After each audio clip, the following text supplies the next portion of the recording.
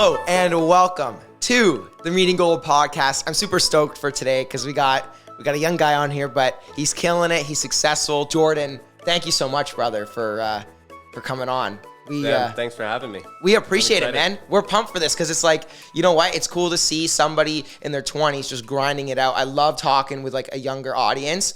They get the whole social media realm. They understand it really well, and we're going to talk a little bit about that today. I'm really pumped. Jordan, can you give us like a little background on who you are? I know we were talking a lot about it before, but give us a little background on like where you came from, where you grew up, kind of that situation there. Yeah, so I'm 25, born and raised in Niagara Falls. Definitely like to work a lot. Yeah, That's probably where you saw me, especially on the social media. That's probably only in the last couple of years, but yeah, in terms of like my history, I've definitely loved working in sales and marketing. It's what I've done consistently for the last 6 years. So all in all, that's kind of a good briefing. Yeah. Well, I mean, we were talking about that a little bit earlier, like the like marketing. So you went to school for marketing after or like while working at LA Fitness, was it? Yeah.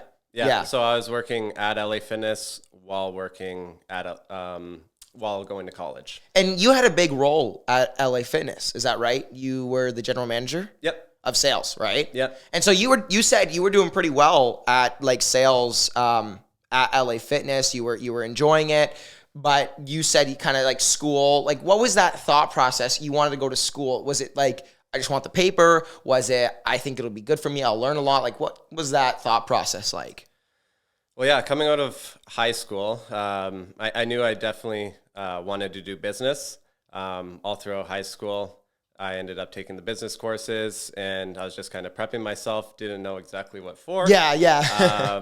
But yeah, then I ended up taking the sales and marketing course at Niagara College, and yeah, took it pretty serious on my first year. And then following my second year, I ended up getting a bar backing job. And so I was already working there about 15 hours a week, and then ended up working at LA Fitness. And late nights at that bar backing job there too, right? Yeah. So the combination of school and 2 jobs, it was a lot. Yeah. So yeah, it was about 45 hours a week at LA Fitness, 15 going and doing my night job, and full time in Niagara College. Well, so. I mean, it goes to show to your character, like, here's a compliment, is your work ethic, because not everybody can go do that. Stay up 3 a.m., go to bed, wake up at, 7, 8, do the sit, like, just keep grinding it out with schoolwork, with a bar backing job, and while working as a general manager of sales. That's not easy, man. Like, honestly, as much as it seems like crazy too, at that point in time, I loved it. I loved everything I was doing. I loved like just chasing going and seeing my friends at school and doing something that I enjoyed, sales and marketing. The whole time I worked at LA Fitness, I loved it, right? Yeah, All 5 years. There was never a moment where I was like, I genuinely don't like it, even leading up until when I was leaving. It was bittersweet, right? Yeah. I knew I was going into something that I knew I was going to enjoy as well, and that I was very passionate about, but I enjoyed it the whole time. That's awesome, man. So let me ask you this, because a lot of people are in your position coming out of, high school, go to school, take a year off, work. Like, do I work during school? Like, some people don't have a choice. I mean, some people, their parents cover it, which is okay. And some people, they got to work and support themselves throughout school. So it's definitely not easy. Now, let me ask you this, is when you went to school, were you looking for something better? Were you looking for something that could maybe, like, why did you go to school? You just thought, I'll like marketing, or were you looking for something better than the bar backing job, the LA Fitness job, and just grinding those 2 out till you're 35, 40? I would say that I was looking for something to build my resume better, probably. Interesting. Right? Yeah. Like, even when it came down to going to LA Fitness, part of even getting that job, I was working at Good Life Fitness, right? So fitness was, definitely part of my life at the time. One of my friends ended up recruiting me, right? So it was a pretty cool time where, they came and approached me, that kind of makes you feel good. Yeah, it does, of course. So all in all, like, even when I did my interview, it's, I ended up saying, I was like, look at my resume. This is what I said. I was like, Right. look at my resume. I'm like, I'm presently doing sales and marketing. I go, and that's exactly what you just wrote on that paper. I'm ready to work. Yeah. Right. Yeah. And I was confident, and I came in with like 150 leads. Right. I worked my butt off for probably about 4 or 5 days, right before my interview. And I came to impress. Right. I really wanted that job. So, they told me, the job is going to entail collecting 50 leads a day. Can you do this? I'm like, absolutely. I was like, I'm already doing it at Good Life for some of the sales rep there just for fun. Right? Yeah. And so I knew confidently going into that interview that I'm getting this job. So let's bring that work ethic and confidence now, because now you're a real estate agent. Mm-hmm. So you transition roles, but it's still requiring a lot of the same skill sets, right? Mm-hmm. I think about absolutely, whether it's real estate, whether it's finance, whether it's, any sort of commission sales job, mm-hmm. it's going to require very similar skills. Absolutely. 2 of those being work ethic and confidence. Major assets being able to sell and having mm-hmm. persistency, right? So let's kind of bring that over. Let's transition to now real estate. How long have you been in the real estate game? What are you doing right now in terms of what team you're with? Talk a little bit about that, just your background on real estate now. Yeah, so I've been doing it for just over a year now. The first while was definitely a huge hiccup, going from getting a paycheck every 2 weeks. Yeah. Every 2 weeks for 5 years, to I don't think I saw my first paycheck for about 3 months. Are you serious? And that's actually known to be pretty quick in real estate.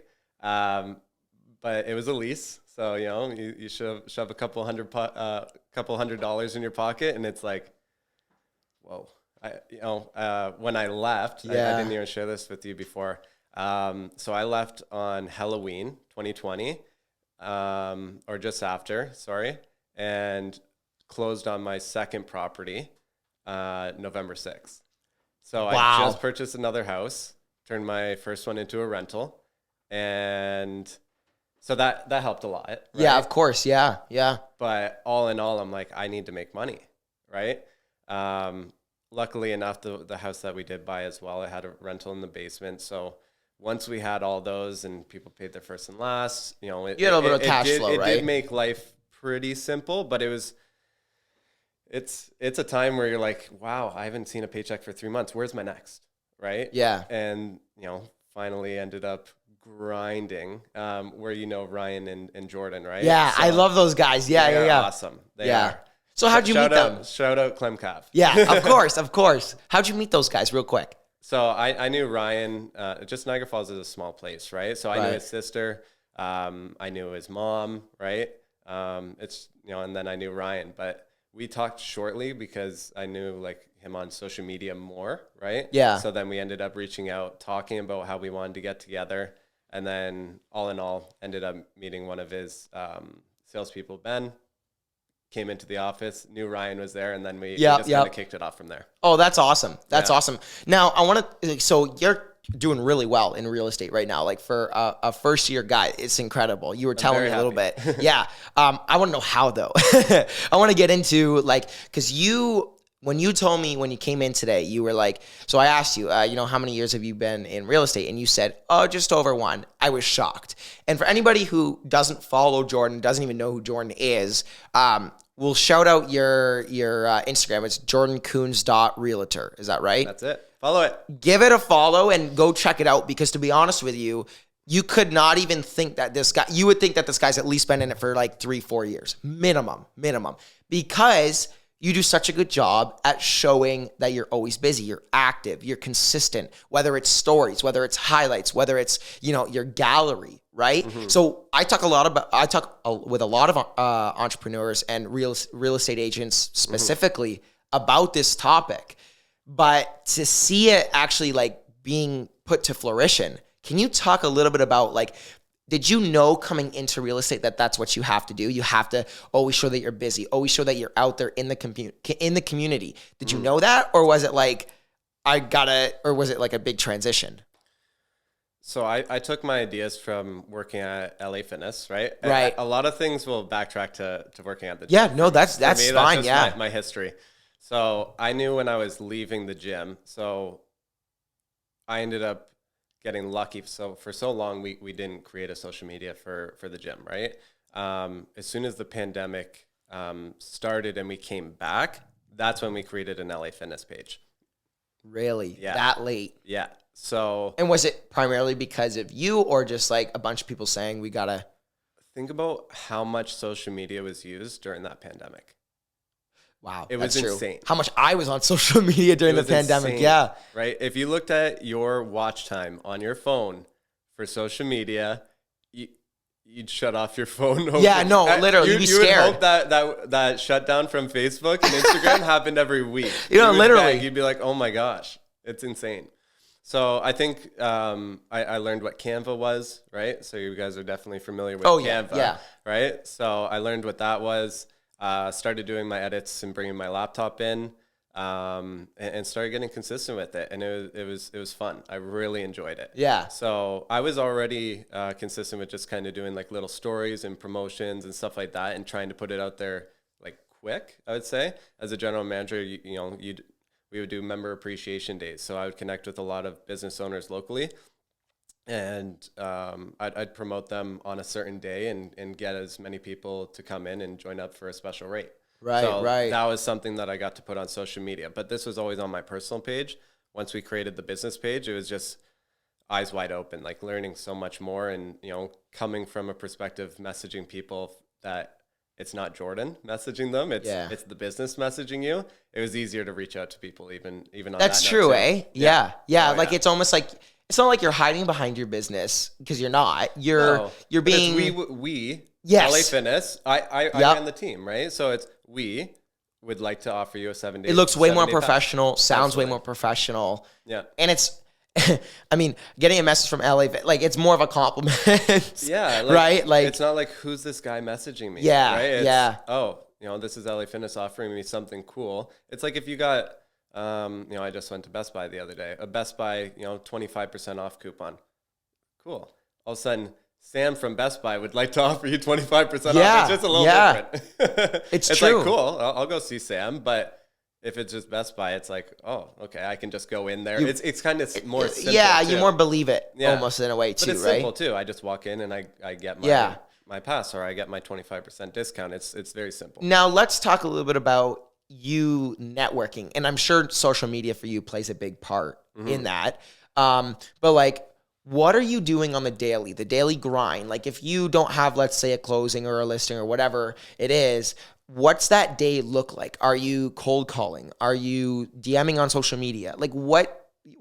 You don't have to give away your secrets or anything, but talk a little bit about that. No. So in the beginning, right, this is how I got my first sale. So I ended up going, because I didn't have much, right? And I was doing like, people that were following my Facebook page, I was messaging them, trying to get them onto my email list, right? Like, hey, I have some useful information. Would love to share that with you if you want to give me your email. I would get people. That's awesome, right? So then I'd do that with a lot of like close connections of mine. And then I ended up, like I said, Ryan and Jordan, I saw their team messaging people on Kijiji and Facebook Marketplace. So I was like, interesting. Oh, that is so cool. That is people that have homes, are either leasing them or selling them. I can reach out to these people. So I ended up getting in contact with one person, and I just said, it was my first one, right? Yeah, so yeah. I was eager. Like I just wanted it so much. Were you nervous at all? No. You were so that confidence carried over from LA Fitness. In speaking to people, I'm very confident, right? Right. Like sometimes in front of like a camera like this, I can get a little bit nervous. Yeah. I think that's just common, and it goes away over time with practice, right? Yeah. But yeah, back to that. So I ended up reaching out to somebody on Facebook and said, hey, if you got the right amount of money for your home, would you consider selling it? I got the message back. Yeah, I would.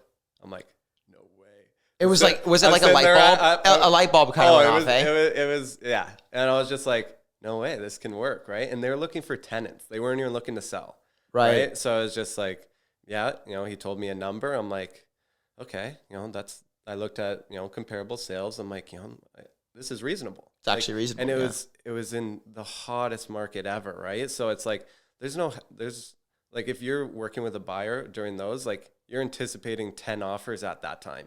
Like, you knew you were going to miss out. And real estate was like, just like it is now, just a crazy topic. Right. And he gave me a number. Within 2 days, I had somebody at the house that I knew personally, and they bought it the following day. Are you serious? It was surreal. So it wasn't even like it was like your first deal wasn't a friend or anything like that. It was somebody you didn't know. Yep. You cold messaged. Yep. And I just said, hey, this is a verbal agreement. I caught him on the phone and I said, this is a verbal agreement. You can pay me X amount if I bring a person for that amount of money. And sure enough, 2 days later, 3 days later, we had a deal signed, conditional. 5 days later, firm, and it happened. So is that strategy still being used today, or have you modified it through other ways of social media? Have you gotten more refined ways? Like, I've gotten a lot of business through social media, to right. be honest, right? And now that, like in my first year, I did 9 transactions. So once you start getting the listings, you actually start to get more buyers messaging you from like realtor.ca. And that allows you to then start working with more buyers, right? I had another sale. This is a family member that referred me to another family member, distant, right, on my fiance's side. And it was cool because, I ended up getting the sale of that property, but then ended up getting another guy interested. And 2 days later, we had a deal. It was like, whoa. Wow. Like, so it almost like something happened, but a lot of them, this is a huge decision you're making when buying real estate, right? So it is obviously good to take your time and know what you want, right? Prioritize like your needs and wants. But at the same time, there are some people that, have maybe lost out on offers, or they know exactly what they're looking for. They've done this before. So they walk into a house, they're like, I like this one.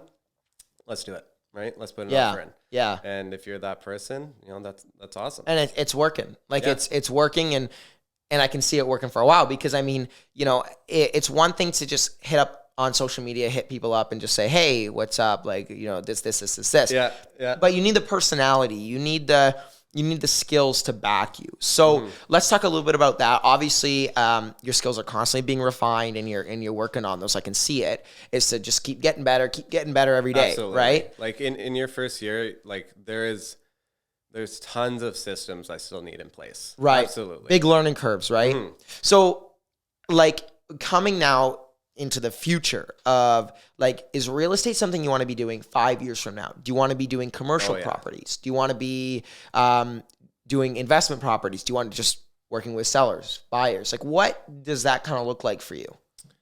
So I was actually just talking to a friend about this. Oh, you're kidding me. In terms of like going into the commercial space and stuff like that.